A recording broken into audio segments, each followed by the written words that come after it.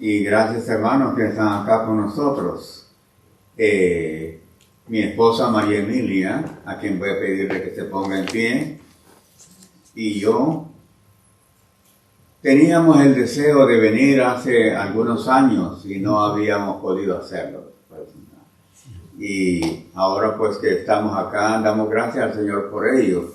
Yo creo que ya conocen todos a la familia de Sarita, mi cuñada, ¿verdad? Ella es hermana de mi esposa y también está Damaris. Bueno, Damaris no necesita presentación, creo que ella se conoce, ¿verdad? Sí, conocen también a Lidia, mi otra cuñada, a Cecilia, ¿verdad? Bueno, casi todos han pasado por acá y ha sido muy placentero para cada uno conocer nuevas personas y tener nuevas experiencias con ustedes y con el Señor. Les pido que me acompañen en una oración.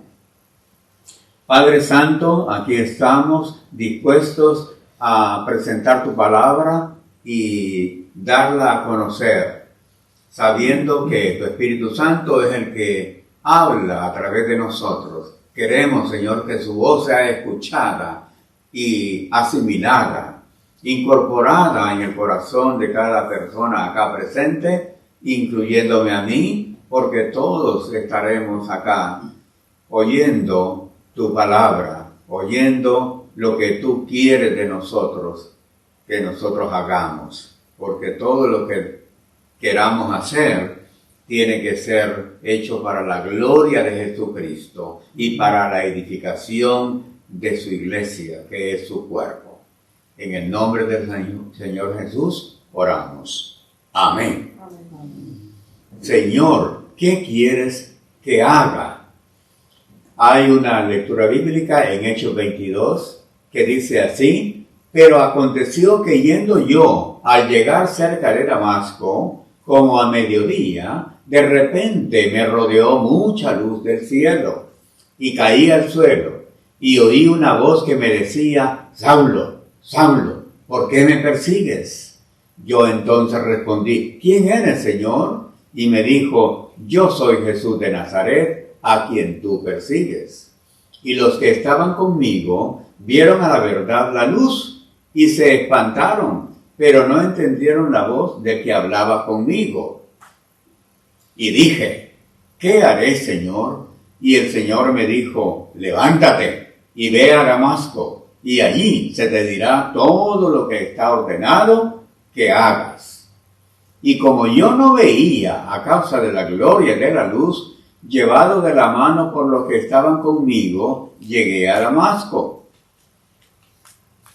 Entonces uno llamado Ananías, varón piadoso, según la ley, que tenía buen testimonio de todos los judíos que allí moraban, vino a mí y acercándose me dijo: hermano Saulo, recibe la vista. Y yo en aquella misma hora recobré la vista y lo miré.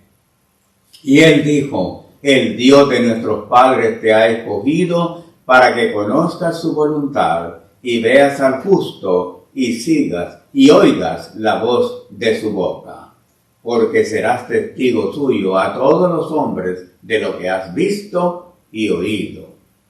Ahora pues, ¿por qué te detienes? Levántate y bautízate y lava tus pecados, invocando su nombre.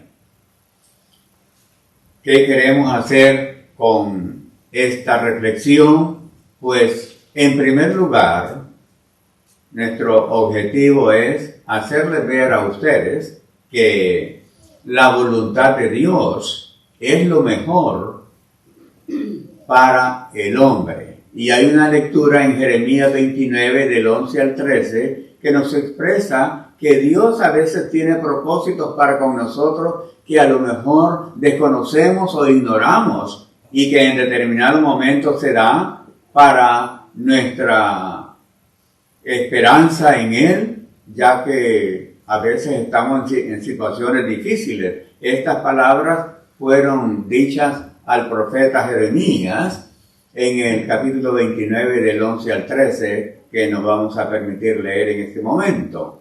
Porque yo sé los pensamientos que tengo acerca de vosotros, dice Jehová, pensamientos de paz y no de mal, para daros el fin que esperáis.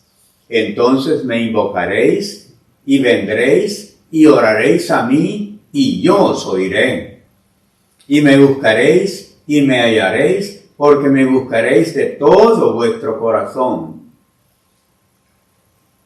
Hay una ilustración acerca de un hombre que para morir dejó establecido en su testamento su voluntad para con sus 3 hijos.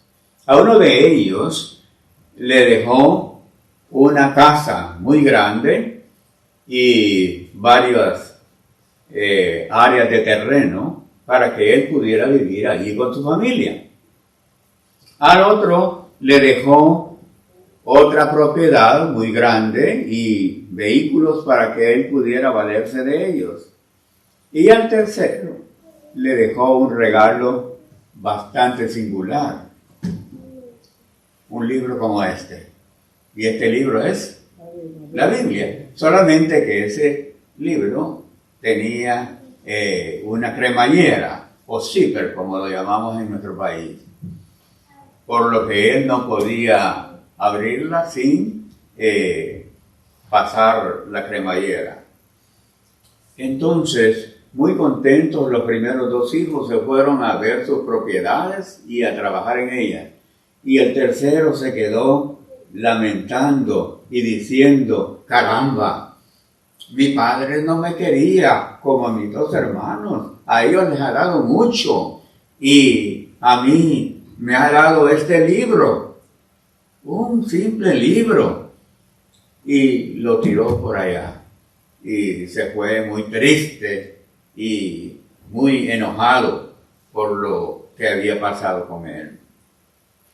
Pero pasados los días se le ocurrió abrir aquel libro, y entonces al abrirlo, además de lo que había en ese libro que es la Biblia, encontró un cheque por la cantidad de varios miles de dólares a nombre de él, y se dijo: caramba, yo he sido un hombre ingrato con mi padre y no entendí que lo que él quería para mí era algo mejor. Si con este dinero yo ahora voy a poder comprarme una casa mejor que la de mi hermano mayor, o un terreno mejor que la del otro, y voy a tener mucho más para poder invertirlo. Nunca supe que mi padre quería que yo leyera este libro, y eso lo llevó a este hombre a leer la Biblia, y finalmente encontró en este libro mucho más que lo que aquel cheque expresaba. Señor, ¿qué quieres que haga? Muchas veces cuando oramos al Señor le decimos: Señor, yo quiero que me des esto, que me des aquello, que me ayudes aquí, que me ayudes allá. Señor, yo quiero. Pero nunca le decimos: Señor, ¿qué quieres tú que yo haga? Y esto nos ha pasado muchas veces cuando oramos, que nuestras oraciones son de súplica y no de dirección del Señor, en el sentido de que cuál es su voluntad. Y yo creo que cada uno de ustedes se ha preguntado en alguna ocasión: yo quisiera saber qué es lo que quiere el Señor que yo haga. Y a veces decimos: bueno, me voy a dedicar a esto o al otro y voy a presentarle al Señor mi plan. Y decimos: Señor, aquí está mi plan. Quiero que bendigas este plan que yo te presento. Pero nos olvidamos que muchas veces lo que el Señor tiene en mente para nosotros no es eso. Entonces, ¿qué podemos decirle al Señor? Señor, ¿qué quieres que haga? A propósito de esta pregunta, ¿qué quieres que yo haga? ¿Quién dijo esta frase que se presentó al principio? ¿Quién la dijo? Saulo. El apóstol Pablo, que antes se llamaba Saulo, que era perseguidor de los cristianos. Era un hombre para el cual el cristianismo era una herejía, era una enseñanza falsa, y él procuraba ir a capturar a todos los cristianos y llevarlos a la cárcel, o a la muerte, o al exilio. Pero la vida de este hombre cambió cuando, yendo a una ciudad llamada Damasco, que todavía existe, ¿verdad? Damasco es la capital de un país llamado Siria. Pues bien, él iba a esa ciudad a perseguir cristianos, cuando de repente se encontró nada menos que con el Señor Jesús, que mediante una luz lo derrumbó. Algunos piensan que iba montado en un caballo, pero en la Biblia no se nos dice. Pero sea como sea, lo cierto es que él cayó a tierra y ahí escuchó una voz que le dijo: Saulo, Saulo, ¿por qué me persigues? Y Saulo le dijo: ¿quién eres, Señor? Y el Señor le dijo: yo soy Jesús de Nazaret, a quien tú persigues. Dura cosa te es dar cosas contra el aguijón. Lo que estás haciendo es como darle puntapiés a una espina, y lo que haces te va a producir más daño a ti que a los que tú quieres dañar. Y ahí entonces Saulo le dice: Señor, ¿qué quieres que haga? Y luego el Señor le dijo que fuera a Damasco y que ahí un hombre llamado Ananías lo iba a ver y que iba a orar por él. Y ya todos sabemos que ese Saulo perseguidor se convirtió en Pablo predicador, el apóstol Pablo. ¿Y saben qué quiere decir el nombre Pablo? Es un nombre muy popular, ¿verdad? Pablo. Pablo quiere decir pequeño, porque Pablo se consideraba pequeño comparado con los demás apóstoles. ¿Por qué Pablo se consideraba más pequeño que Pedro, Juan, Mateo y todos los otros discípulos de Jesús? ¿Por qué se consideraba pequeño? Porque él había sido un enemigo de Jesucristo, un perseguidor de los cristianos, y que no era digno de ser llamado apóstol. Pero el Señor quería que él fuera lo que él perseguía. Y así como este joven del relato que estaba disgustado con su padre, Saulo pues estaba queriendo hacer su voluntad, pero no sabía que la voluntad de Dios era otra. Por eso queremos destacar la verdad de que la voluntad de Dios es lo mejor para el hombre. ¿Qué es lo que quiere un padre para sus hijos? Lo mejor. Eso nadie lo pone en duda. Por muy duro que sea un padre o una madre, para sus hijos desea lo mejor. Y nuestro Padre Celestial, que es perfecto, puro y santo, pues quiere para nosotros lo mejor también. ¿O no lo creen ustedes, hermanos y hermanas? Claro que sí. Él quiere lo mejor para nosotros. Bueno, en segundo lugar, pero vamos a leer en Jeremías lo que nos dice Jeremías. Porque yo sé los pensamientos que tengo, dice, acerca de vosotros, dice Jehová, pensamientos de paz y no de mal, para daros el fin que esperáis.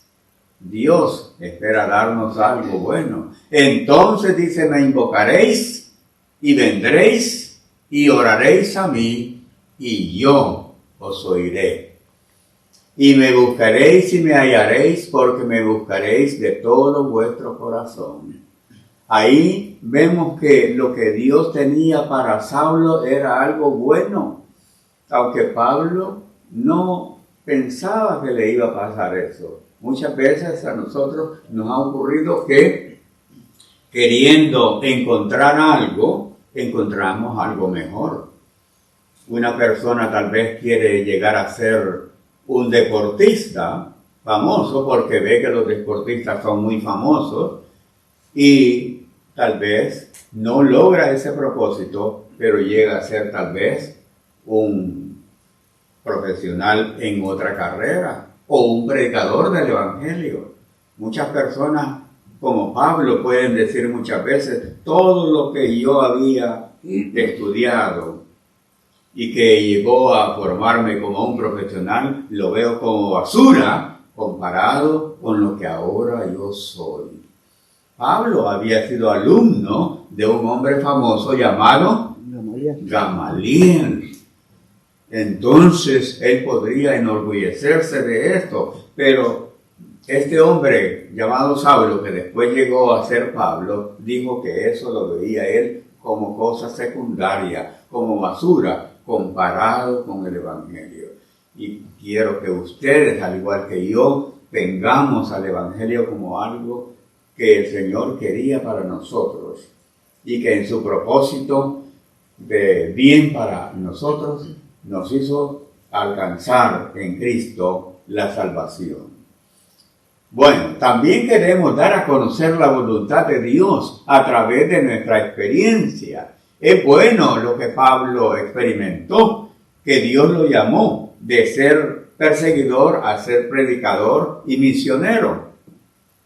Pero Pablo no se quedó con eso, dando gracias a Dios de que ahora él era un creyente, sino que él se propuso dar a conocer la voluntad de Dios a través de su experiencia. Muchas veces algunas personas son llamadas para predicar o para dar un mensaje alusivo a Jesucristo y al Evangelio y dicen, pero yo no sé qué decir.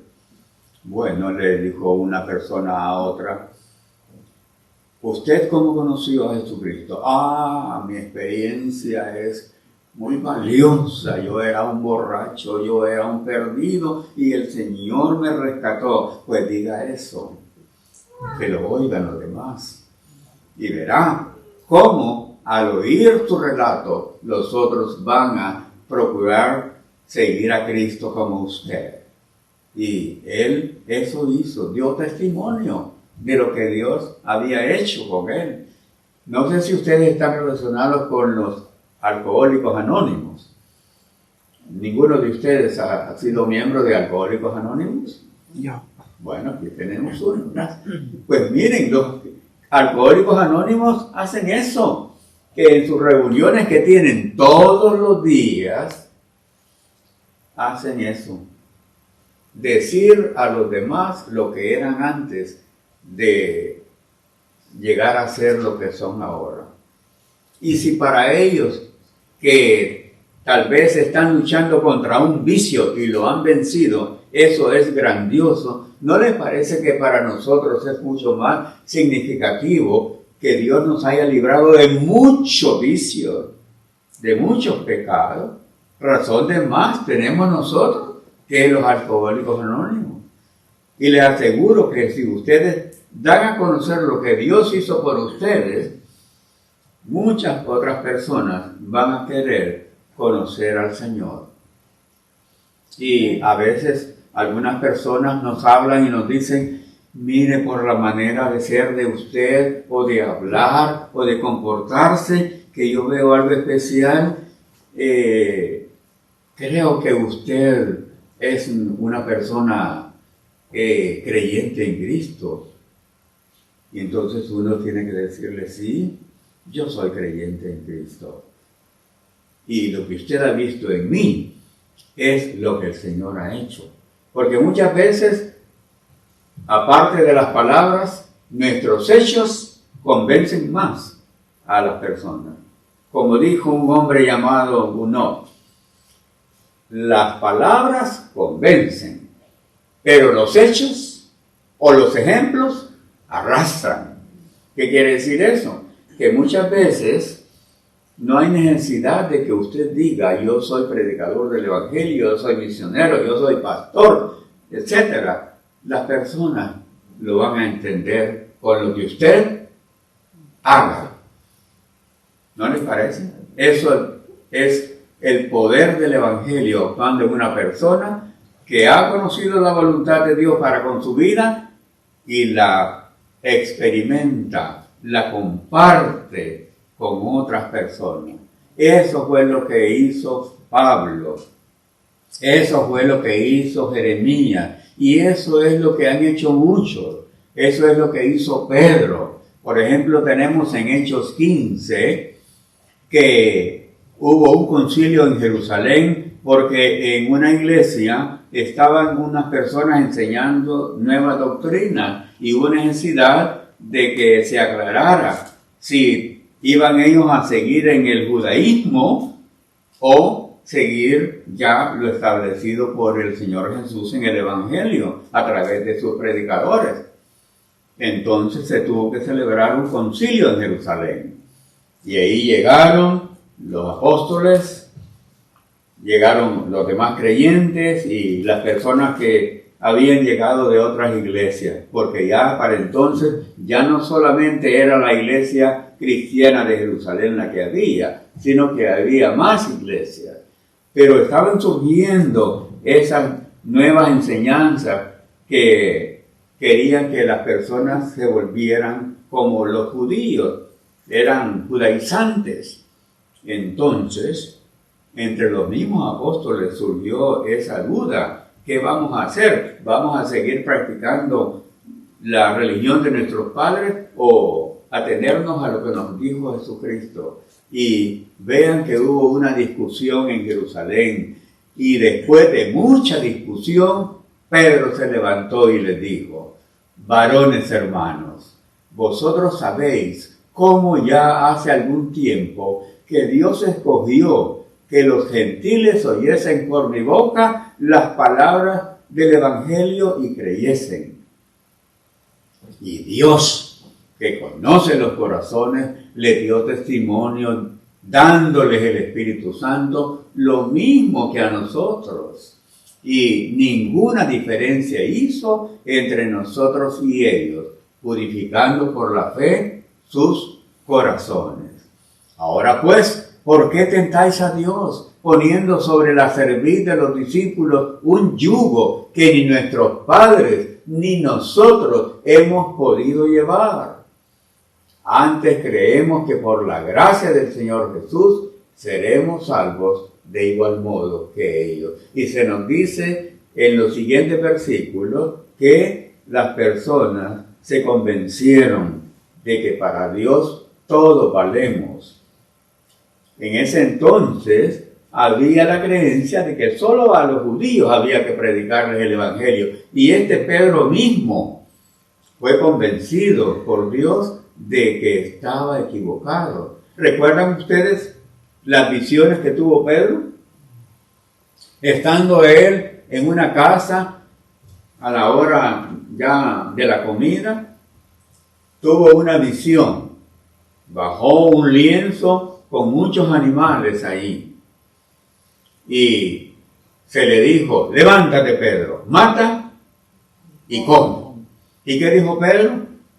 No, Señor, porque nunca a mi boca entró algo impuro. ¿Y qué le dijo el Señor? No llames impuro. Lo que Dios creó, no lo llames impuro. Y eso ocurrió no una, sino 3 veces. Y Pedro dijo lo mismo, y el Señor le respondió de la misma manera. Y luego llegó un hombre llamado, ¿cómo se llamaba ese hombre? Cornelio, que no era judío. Entonces era gentil. Y se lo presentaron a Pedro. Y allí Pedro dijo: ahora entiendo que el Evangelio no es solo para los judíos, sino también para los gentiles. Pedro, que había andado con el Señor más de 3 años, no había entendido que el Evangelio es para todos. ¿Qué pasaría si Pedro se hubiera aferrado a la idea de que el Evangelio era solo para unos cuantos? Quizás no estaríamos ustedes ni yo, porque todos somos gentiles. ¿O hay algún judío aquí? Levante la mano quien sea judío. Nadie, ¿verdad? Todos somos gentiles. Pero eso no importa. Para el Señor valemos. El Señor ve en nosotros a personas dignas de recibir el Evangelio. La misericordia y la gracia de Dios para con nosotros se manifiestan, y por eso el Señor les dijo a sus discípulos en Mateo 28, ir por todo el mundo. Y todo el mundo incluye la ciudad de, ¿cómo se llama esta ciudad? Hopkins. O como sea. Colombia. O a Santa Tecla, de donde venimos nosotros. A todas partes a anunciar el Evangelio. ¿Para qué?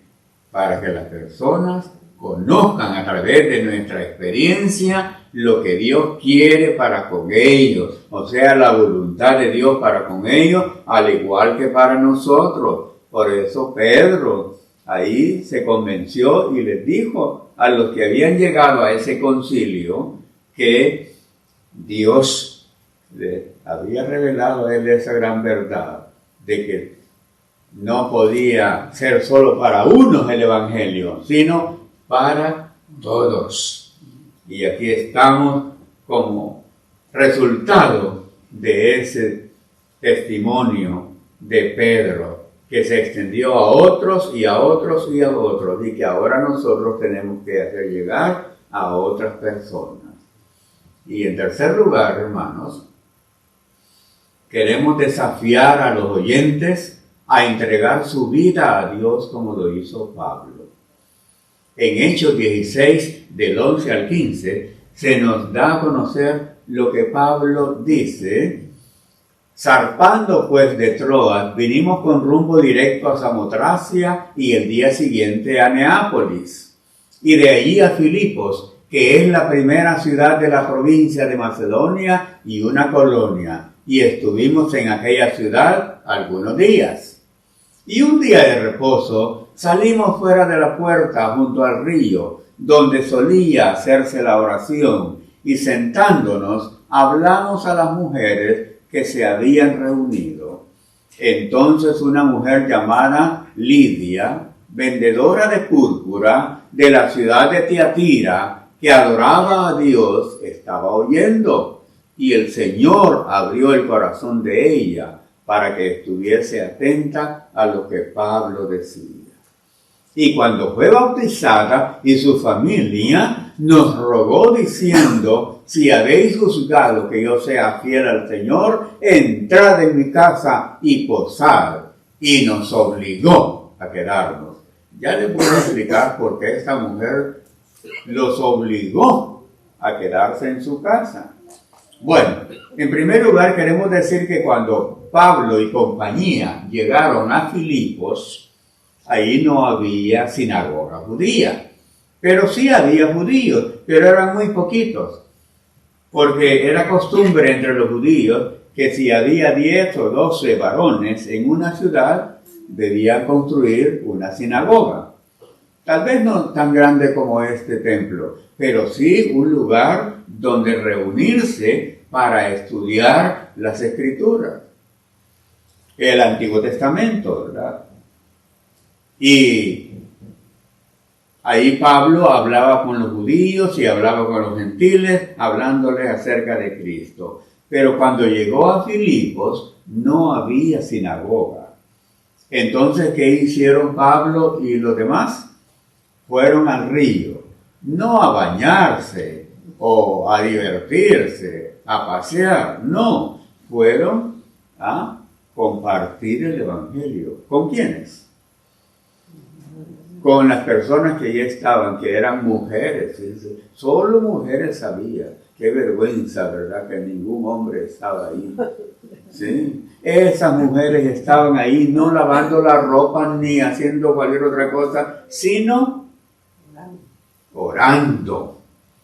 Y ahí llegaron Pablo y sus acompañantes y empezaron a hablarles del Evangelio de Cristo. Y ahí estaba una mujer llamada Lidia, que era vendedora de ropa fina. Y era de una ciudad llamada Tiatira, y ella estuvo oyendo. Y cuando ella oyó predicar a Pablo, ¿qué pasó? Su corazón se sintió impulsado por la palabra del Evangelio a decir, yo creo en Jesucristo. No sabemos cómo lo hizo. Nosotros por lo general acostumbramos, el que crea en Jesucristo levante su mano, o pónganse en pie, o repita esta oración. La fórmula puede variar. Ahí tal vez ella lo que hizo tal vez fue diferente. Pero el hecho es que el corazón de esta mujer la movió a hacerse cristiana. ¿Y qué pasó? Ahí en ese mismo río fue bautizada. Y no solamente ella, sino también su familia.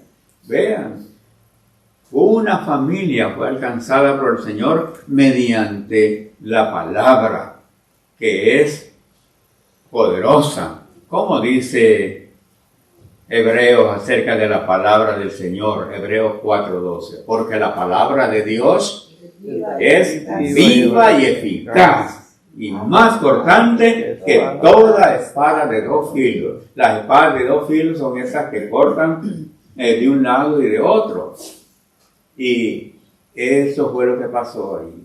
La palabra de Dios penetró en el corazón de esta mujer y se entregó al Señor. Y vean que como fruto de eso, su familia se bautizó y luego ella ofreció su casa. Les dije al principio que no había sinagoga en Filipos, ¿verdad? Entonces, esa mujer vio la necesidad de que su casa pudiera servir para ese propósito misionero. Y se nos dice que ella los rogó a que se quedasen allí. ¿Y cómo dice al final? Nos obligó. Cualquiera que lea eso diría, caramba, qué mujer tan dominante, que obligó a estos hombres a que se quedaran en su casa. Es bueno aclarar el hecho de que en esos países orientales, el rogar a alguien a que haga algo es un proceso que lleva mucho tiempo. Por ejemplo, si usted habla con un judío, árabe o turco, o cualquiera de esa región, y lo invita, por ejemplo, a ir a comer a un restaurante, por lo general a esa persona va a decir no, al principio. Pero usted sigue. ¿Quiere ir conmigo a cenar a ese restaurante? No. ¿Quiere ir conmigo? Tal vez. ¿Quiere ir conmigo? A lo mejor voy a ir. ¿Quiere ir conmigo? Está bien, voy. Esa es la cultura, es un patrón cultural, que ellos no dicen sí a la primera. Y esperan que cuando ellos invitan a alguien, la persona les diga que no, pero siguen insistiendo. Y por eso dice aquí que nos obligó a quedarnos. Y ellos se quedaron ahí. Y ya ustedes saben que en Filipos surgió una iglesia a la que Pablo después le mandó una carta en la cual él expresa el gusto de saludarlos. Entonces, hermanos y hermanas, cuando la palabra del Señor es dada con esa insistencia que debe caracterizarnos, el Espíritu obra en las personas y en el corazón de estas personas, al grado tal que vuelven su mirada a Dios y entregan su vida al Señor, y su vida tiene significado. Llegan ellos entonces a saber que lo que Dios quiere para con ellos no es lo que ellos querían. Pedro no sabía que lo que Dios quería era que él les predicara a los gentiles también. Pablo sí lo entendió, por eso a Pablo se lo llama el apóstol de los gentiles, aunque él también les predicaba a los judíos. Nosotros aquí podemos hacer lo mismo, ¿verdad? Predicarles a angloparlantes, o sea, personas que hablan inglés, o a personas que hablan español o cualquier otro idioma. En este país ustedes tienen la oportunidad de aprender muchos idiomas, ¿saben? Porque si viene una comunidad de personas de Latinoamérica, ustedes aprenden el español para evangelizarlos. Si vienen personas de Japón, ustedes aprenden el japonés para evangelizarlos. Si vienen personas de China, ustedes aprenden chino. Si vienen franceses, ustedes aprenden el francés y lo evangelizan. Hay una oportunidad grandiosa de saltarse esas barreras que hay entre las personas a fin de darles a conocer el Evangelio. ¿Por qué? Porque como pudo confesar Pedro, el Evangelio es para con unos y para con otros. Y así llegamos a la conclusión en esta tarde. Conclusión número 1. Si la voluntad de Dios para con Pablo fue de bendición para él, también puede serlo para nosotros. ¿Creen ustedes eso? Amén. Amén. Muy bien. Vean la número 2. Aunque no conozcamos la voluntad de Dios, debemos someternos a Él. Porque ya dijimos que Dios desea para nosotros lo mejor. Y número 3, es necesario abrir nuestro corazón a la voluntad de Dios para que nuestra vida tenga sentido. Lidia abrió su corazón para con Cristo y fue la iniciadora de un trabajo misionero en Filipos. Usted aquí en esta ciudad puede abrir su corazón al Señor y ser instrumento de Dios en este lugar del mundo, porque ya su vida no va a ser la misma una vez usted conozca la voluntad de Dios. Hay el relato de un hombre que estaba tan desesperado, tan decepcionado con lo que era, que se retiró a una casa que tenía en la playa, a un rancho, y ahí anduvo él caminando en la playa de un lado para otro y no le encontraba sentido a nada. Cuando de repente vio a lo lejos que un joven se estaba moviendo para abajo y luego para arriba y que movía sus brazos y dijo, ¿qué es esto? Y se acercó y vio a un joven y le preguntó, oye, amigo, ¿qué estás haciendo? Le dijo el joven, yo estoy recogiendo estas estrellas de mar y las estoy lanzando a la playa. Y eso le dijo, ¿y para qué lo estás haciendo? Señor, si las dejo aquí en la playa o en la arena, se van a tostar con el sol. Y las estoy mandando de regreso al mar para que vivan. Y así lo hago con todas las que veo aquí. Le dice el hombre, pero si hay tantos kilómetros a la derecha, tantos kilómetros a la izquierda, y tú estás haciendo eso, no tiene sentido, le dijo. Puede ser que tenga razón, le dijo el joven, pero para esta estrella de mar sí tiene sentido, mire, tiró al mar. Aquel hombre se sintió desafiado por aquello. Y el día siguiente ya no era uno el que estaba tirando estrellas de mar. Eran dos. Y ya después fueron 3, 4, 5, 6. Así es el Evangelio. El Evangelio empieza por una persona o dos. Mi esposa y yo somos testigos de eso. Y que por el tiempo tal vez no lo podemos decir. Pero podemos decirles a ustedes que ella y yo sentimos en nuestra iglesia, después de orar y orar y orar, que la voluntad del Señor era no que nos quedáramos en Santa Tecla, sino que fuéramos a otros lugares. Y así fuimos a San Jacinto, ¿a qué otro lugar, esposa? Lourdes, ¿a qué otro lugar? El Pedregal, Zaragoza, Antiguo Cuscatlán, en fin, varios lugares. Y nosotros no teníamos idea de lo que el Señor quería para nosotros.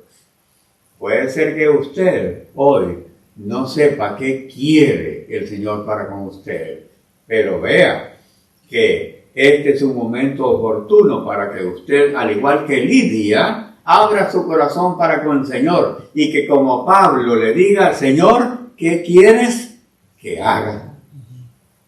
Yo quisiera invitarlos, aunque son poquitos, pero si alguien quiere que ore por él o por ella, yo voy a orar por usted para que el Señor le haga ver qué es lo que Él quiere de usted. Y verá que lo que el Señor quiere para con usted es lo mejor para su vida. Así que quisiera pues que pasen por aquí aquellos que quieren que ore por ellos para terminar esta reflexión. Dios lo bendiga, hermano. ¿Alguien más? Pase, Dios lo bendiga, hermano. ¿Cómo se llama? Ángel. Ángel. Oh, hermano Ángel. ¿Sabe usted que su nombre quiere decir mensajero? Usted será un mensajero. ¿Y usted? No saben bien todavía. Babel. Confusión. Bueno, usted va a salir de la confusión y hará que salgan de la confusión aquellos que oigan su testimonio. Ya espero dentro de unos meses o años escuchar su testimonio, hermano Babel, ¿verdad? ¿Alguien más? ¿Alguien más que quiera venir?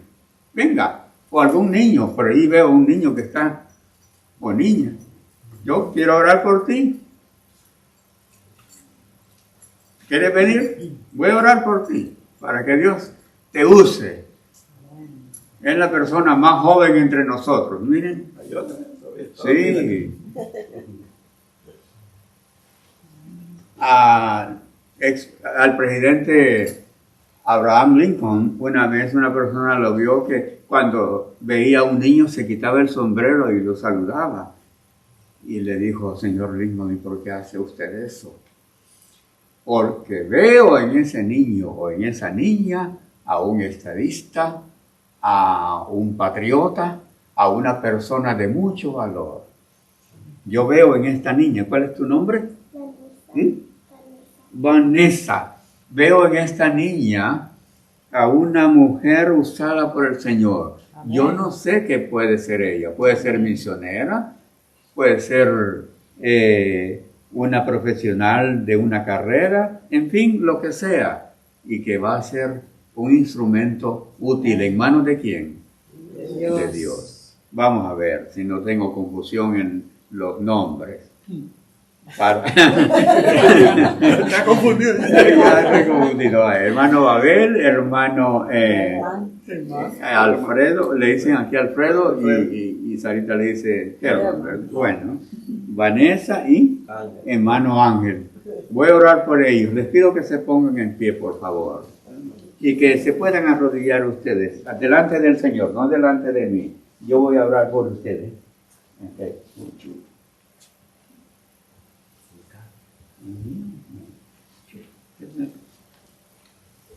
Yo voy a orar por ustedes.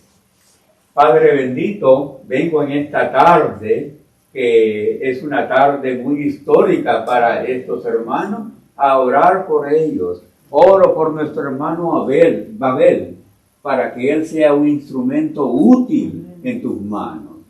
Él, al igual que Saulo, viene y dice, Señor, ¿qué quieres que haga? Yo te hago la pregunta también, Señor, ¿qué quieres que haga el hermano Babel? Revélale lo que tú quieres que él haga para la gloria de tu nombre y que él sea fiel a esa visión celestial, como dijo Pablo.